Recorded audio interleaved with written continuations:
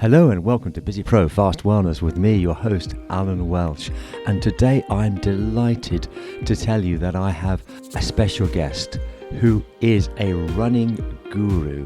In fact, she has coached literally hundreds of runners over the last 10 years. I just went off on a complete tangent because I was so engrossed and so enthralled by the topic. I hope that you enjoy the interview with Norris. See you on the other side. It's an absolute honour to welcome the esteemed running coach Norris, who's not only a coach, but a science writer and podcast host herself. And she's been featured as an expert in the renowned publication Runner's World, which I used to read religiously in the old days. Yeah, I was a subscriber to that. And also other magazines as well, such as Outside Run and a few others besides. So thank you very much. Welcome to the podcast. And I'm really pleased that you've come onto my humble pod. So welcome, Laura. Well, thank you. Thank you first off for the kind introduction. And it is a pleasure to be on, Alan. Thank you. Great. And obviously, I've just mentioned a few things about. Is there anything else that you'd like to add that I haven't covered so far? The only thing I'd add is I have been working one-on-one with runners for almost 10 years now. I believe I took my first athletes in January 2016. And so I've worked with probably over 500 runners at this point, some of them for several years over their running journeys.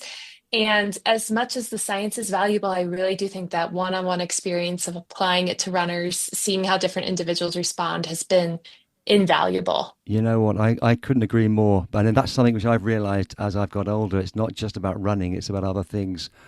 Often we do need that sort of mentor, that one-on-one coach to help us when we're on our journey. And I'm sure that in the running world, that's absolutely imperative. So thanks for that. And of course, I didn't really probably emphasize you are a running coach who has had all those years experience. So that's really good. And obviously later on, we can talk about your own program. So Laura Norris Running, isn't it? I believe is that Yes. correct? Yes, very simple. I'm not the creative type, so I wasn't great at coming up with a brand name. Well, it's straight, it's direct, and it's to the point. So that's great. Okay, so we're really going to be looking today at sort of goal setting, motivation, consistency. These are the kind of the ideas, the areas that I'm interested in. I'm particularly interested in the correlation between the principles used by elite athletes that can be applied to the lives of busy professionals, and any kind of insights or any overlap between those concepts would be absolutely welcome.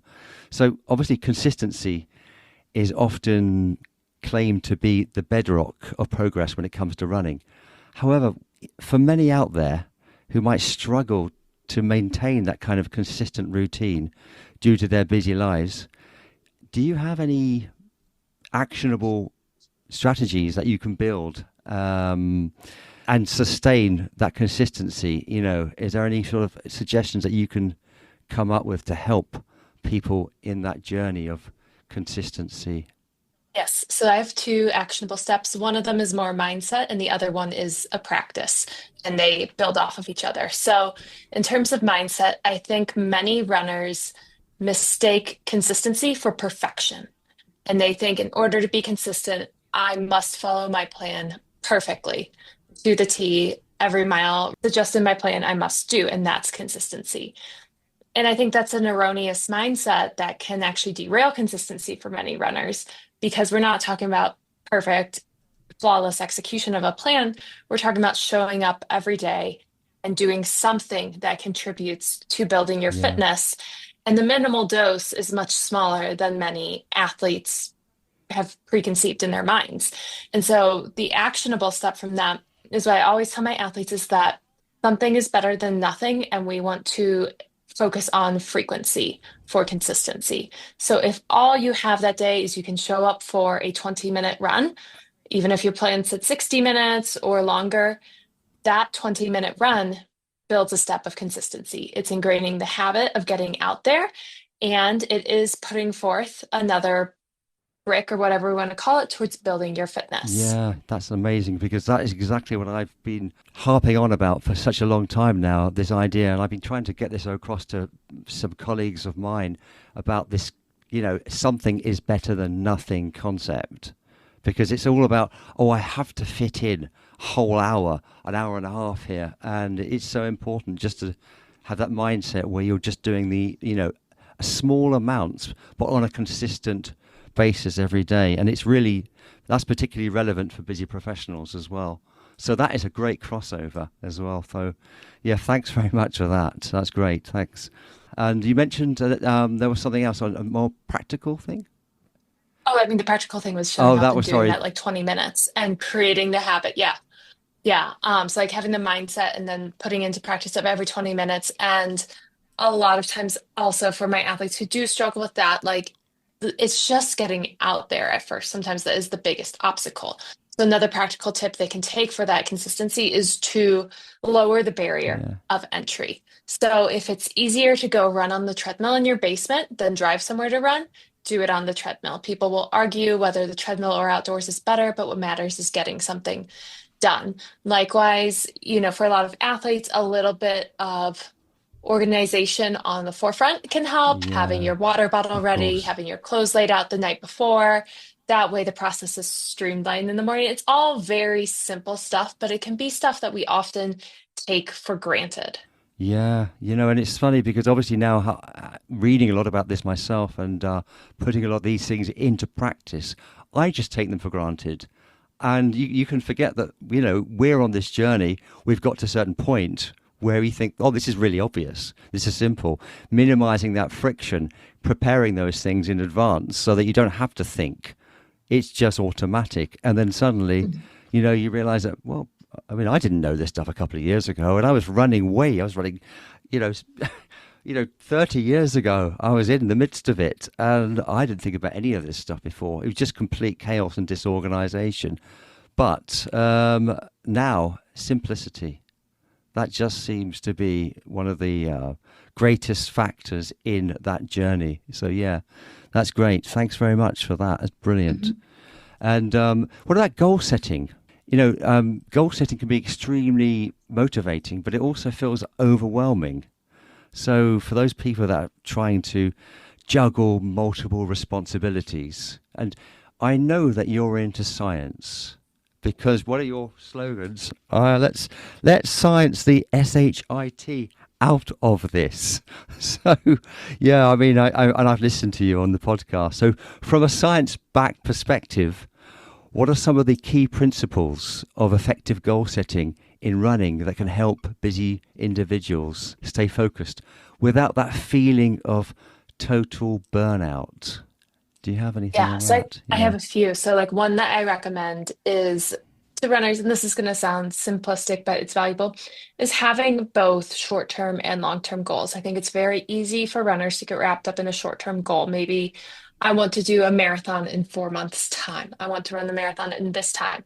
But when you dig a little deeper, most runners have long-term goals. They want to keep running for several years. They want it to be a part of their ingrained daily life. And I think framing those long-term goals can help us approach short-term goals more rationally in a way that keeps Mm, you from getting burnt out. Like using the marathon, for example, for busy runners with professional lives and families, you can do a very intense marathon cycle, but it could burn you out or injure you at the end where you don't want to keep running. So if we balance that with an element of saying your long-term goal should support your short-term goal, we might find a more balanced marathon build that lets them do it within their time limitations, but also doesn't bring them out on the other end. And for many runners, it is easy to become myopic, to become overly focused on that short-term goal, but I think we mm, always need to temper it with those long-term goals and not making trade-offs just for the short term. Um, yeah.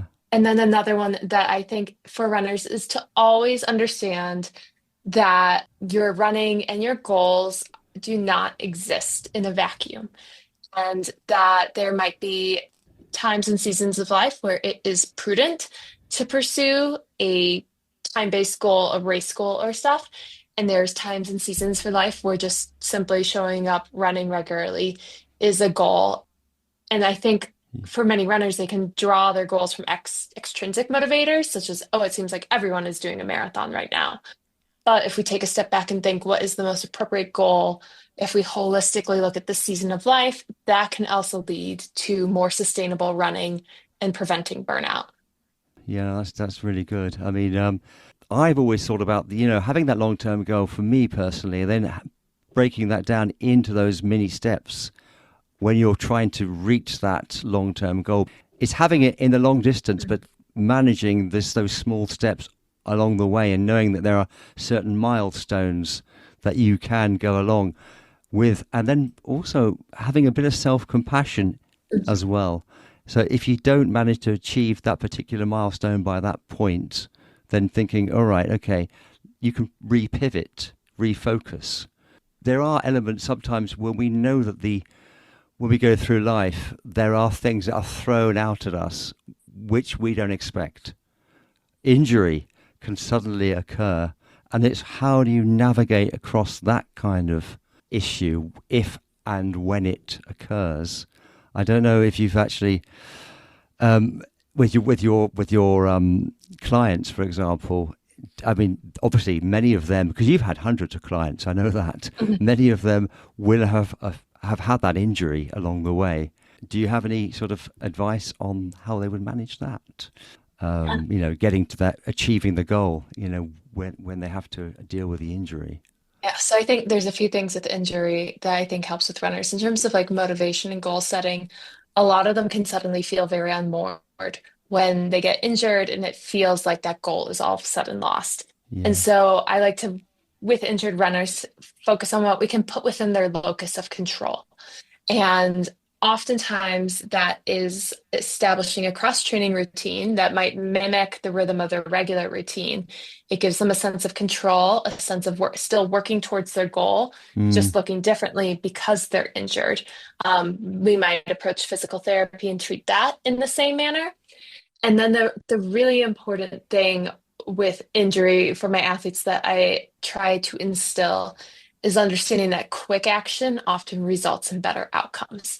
So if a pain onsets, it's better to disrupt your routine earlier, maybe rest for a week, than Mm. it is to blindly push through and deal with an injury that lays you off for 3 to 4 months. And obviously within that 3 to 4 months, you can still do that cross training and stuff, but the longer the injury, the more difficult it does become to stay motivated for many runners. Yeah, of course. Yeah. I mean, I've been there, and I do know that the cross training is very, very effective in that sort of trying to deal with the injury, and swimming or non-impact or cycling are actually fantastic cross training tools as well. Yeah. But yes, getting resting straight away as opposed to trying to crack on through. Yeah, I know. I appreciate that. Good. I'll have to suggest that to a good friend of mine at the moment who's just training for the Madrid Marathon, and he's just sustained an injury, unfortunately, by walking into something at the wrong time, wrong place. Good.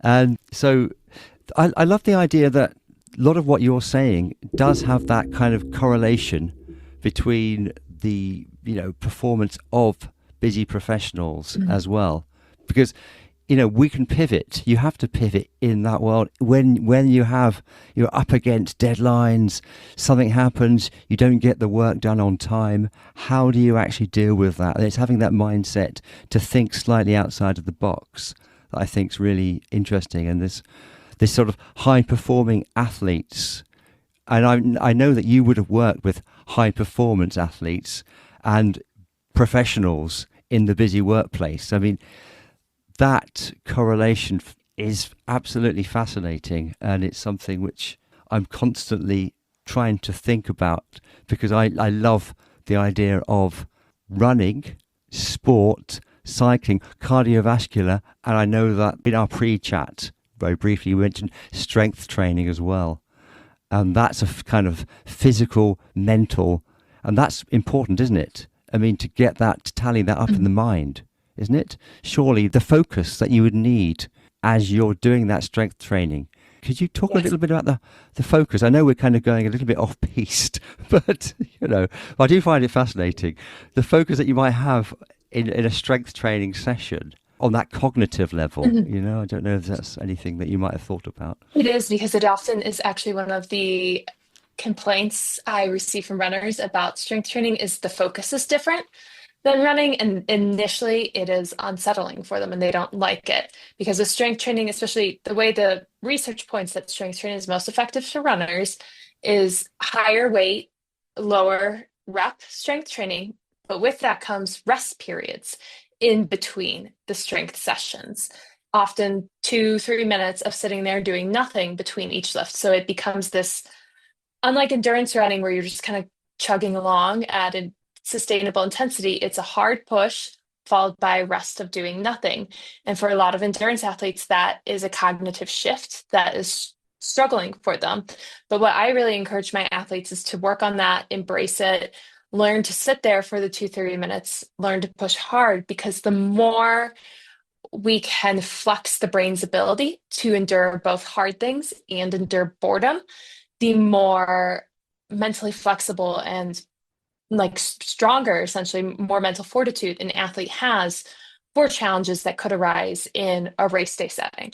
Right, brilliant. Yeah. I mean, that's something which a well-known author, James Clear, does talk about this idea, obviously, about you mentioned the monotony, the boredom, and you Mhm. have to put in those reps.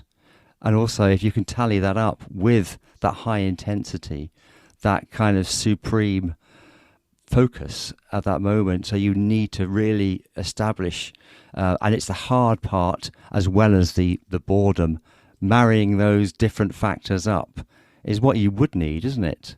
In a running strategy, when you're Yes. doing, when you're doing a marathon, you're more than likely at the 17, 18 mile mark. You could well hit the wall, and it's how you deal with that at that time. So I guess routine is Mhm. essential.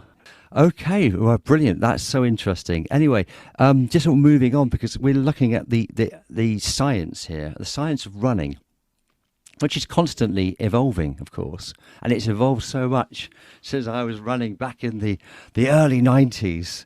And are there any sort of recent research findings that are related to goal setting and motivation or consistency in endurance sports that you find particularly relevant for busy professionals or busy individuals? Yes. And it's not what people think. A lot of people try to strictly tie up motivation and goal setting to just psychological factors. But as more research expands on certain physiological factors, low energy and availability, iron status, all these things that go into how your body functions and repairs, they are finding that things like low energy availability, so that's intentional or unintentional under eating due to the relative demands of training, or things such as low iron status, which can occur in many runners, those can be linked to low motivation. So a lot of times athletes think, oh, my motivation's low, I just need to toughen up. But really, it's something going on in your body that then your brain is interpreting as a signal that something's wrong, something's off, and your motivation becomes lower Right. for that. So a lot of times, if an athlete is experiencing low motivation and we can't work through any life stress variables, I think it's really important to dig into nutritional aspects around the run, maybe have blood work done to see how vitamin D and iron are, because the research is pointing us towards that area.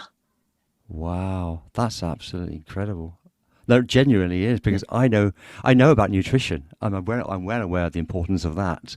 But it's not something which I've ever really thought about in the world of running, about tallying up this low motivation and getting the blood work done, working on the vitamins and making sure that you've got sufficient vitamin D or iron, for example. I had no idea about that. So this is all news. So I guess that would be the case really in any sort of sphere, wouldn't it? If you've got that motivation, whether it's running, whatever it is, it's important to do that investigation to find out what the potential cause could be in order to find a solution, Mhm. hopefully, to that. I'm just genuinely interested. in your experience with your clients, have you had periods where you thought there has been that kind of eureka moment, and ah, that's what it is. You've got low vitamin D, or you're not taking enough iron. Has that ever happened? Have you discovered that before? That has happened for some, especially like if it's low iron at play. And then especially with like the unintentionally low overall nutritional intake, like too few calories, that one is has occurred often where an athlete will be like, I have low motivation, I'm tired all the time. And I'll be like, well, let's look into this because a few weeks ago you were very excited about this race and we haven't gone aggressive in the overload. What has changed? And a lot of times these busy working professionals, they make the time to put it in their training. But then something gets skipped and they'll skip breakfast after their morning run and go into work and not be eating. And that window of low energy availability catches up with them and their body starts to Right. throw on the signal. Or they're, too busy at lunch and they skip lunch or they grab something too small for what they Yeah. need for their running needs. So it becomes this very easy cycle for them to unintentionally fall into. And then it becomes kind of, looking through training and unraveling, what's happening that you might not even realize you're doing. Okay, yeah. You know what? On that note about the nutrition and obviously, skipping the meals, I do have a Mhm. sort of quick Yeah. anecdote, if you don't mind, because you just made me think of it this moment. I mean, I was doing London Marathon. I did five, back in the early noughties, and I remember that I'd run a half marathon. I'd come like fourth in that. But the guy that won it, I remember his name. His name was Pat, and he came in a time of like 1:11, and it's a Brighton half marathon. I was at 1:13 or so, a couple of minutes after him, and I saw him on the train with his coach, and he was doing his first London marathon. And I actually that was my third at that point. So I'd actually got into the championship. I'd got my sub two, just scraped in a sub 2:45, and he had got this 1:11 in the half marathon, and I knew what it was like about the nutrition. I knew it was important to take gel because the first Mhm. marathon I did, I didn't take any gel whatsoever. And I said to him on the train, "So what, Pat? What sort of time do you hope to get?" And he said, "Oh, I think I'll do a 2:22."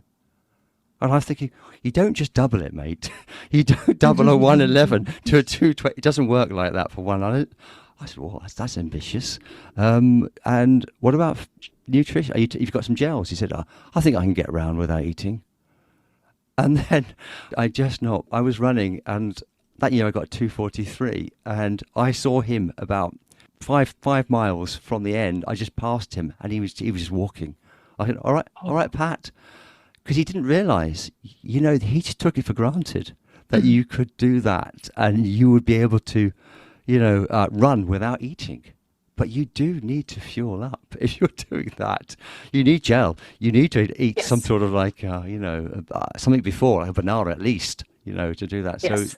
the nutrition is absolutely fundamental. And I guess it's something, I mean, it's normally that way around, isn't it? It's normally people don't eat enough.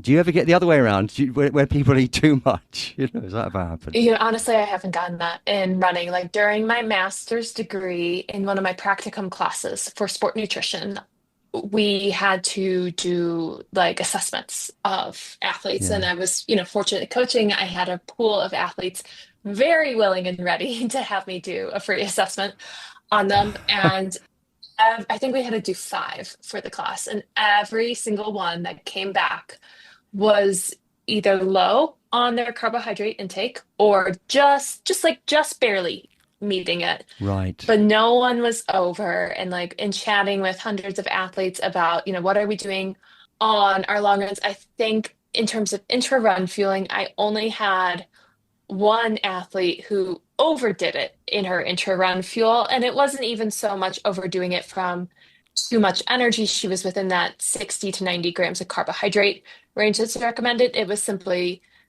she tried to push it higher and it's too much for her gastrointestinal Oh, system. I So being closer to see. 60 grams of carbs versus trying to hit the like 75 to 90 she was per hour just sat better with her. And I think there's a lot of science kind of pushing that more personalized approach of rather than giving, Okay. you everyone must do 90 grams of carbs per hour, being like some people's gut does best with 60 grams of carb per hour. I think that science is evolving. But that's all to say, like, I've never seen an athlete overeat. I do have some athletes who express concerns about weight, and that's a discussion for an RD. But for marathoners, especially busy marathoners, it is just so much more common to have unintentional underfueling. Yeah. And that's, I mean, maybe you say unintentional, or maybe that's subconscious in the sense that they feel that. I know that I've got a good friend of mine who's doing the Madrid Marathon shortly. Yeah. He is, he wants to lose a few pounds. So he's fasting during the day. Mhm. He's actually and he keeps fasting. And he says, Oh, well, yeah. because I haven't got time to train because of my injury at the moment. So I just want to be lighter when I run the marathon. I mean, I don't know if maybe that's not the best strategy to be doing that, possibly. But anyway, Yeah. I digress slightly. Great. Great. I think that's really very, very interesting, everything that you've talked about. And, I'm really pleased to dig into that science. And it's obviously great to see your enthusiasm on that topic. That comes right through. And all of this, I mean, I've listened to so many of your podcasts, and obviously I'd like to talk a little bit about your podcast and with Amanda Brooks as well, the Tread Lightly podcast. And although I've listened to them, they've been going for a while, haven't they? How long have you been doing that for? Yep, we are, as of this recording, we are publishing episode 112 on Saturday. So it's been just a little bit of right around like 2 years, a little bit over 2 years now at this point. Because I believe when we started, we released like a few episodes, like just pushed them all out initially as our launch. So it's been about 2 years, and it's been a very exciting 2 years. Obviously, some of our most popular episodes are our earlier ones, and keen-eared listeners will notice a difference in audio quality because there is a learning curve Yes. with the setup. But, regardless of those minor differences that our ears become attuned to as podcasters and editors, I think we've been intentional from the start of trying to put forth valuable information in 30-minute accessible snippets for runners of all abilities. Yeah, that comes across. And as you say, those technical hitches, or as the quality is, it really isn't the most important factor. It really is the content. Content is king on those types of things. So yeah, for sure. And obviously, I'm going to leave information in the show notes, so on the podcast and also on your own. So if I just get this right, if you don't mind, could you let us know about your website as well? Just give us that, and I'll put it in the show notes anyway. Yeah. So my website is lauranorrisrunning.com. My Instagram handle is @lauranorrisrunning. I try to keep it simple and consistent across the platforms I'm present on. So that's where people can read. I have 10 years of articles accumulated on my website. There's a search bar. If you've got a question, there's probably an article answering it. Instagram, I try to regularly put out science-based content on there as well. And then, of course, there's the Tread Lightly podcast, and that is available on Apple, Spotify, and iHeartRadio. And I feel a little bit ashamed to say that I don't do Instagram. I'm a bit behind the curve, really. And I did look on Instagram, and I was able to see a couple of your Instagram posts. But that's good to know. So Instagram, as well as all the channels, and I've looked at the website, and it's fantastic. It's very clear. It's very easy to navigate with the tabs, etc. So yeah, you'll get a lot of information. So that's really. Is there anything else you'd like to say before we sign off, Laura? It's been a really interesting conversation from my perspective. So anything else that you'd like to add? No, it's been an enjoyable conversation. So just thank you so much for having me. You're welcome. And it's been an absolute pleasure. And I'll drop all that information in the show notes so that our listeners can access that easily. Thank you. Thank you very much. Thank you. Goodbye, Laura. Goodbye. Goodbye.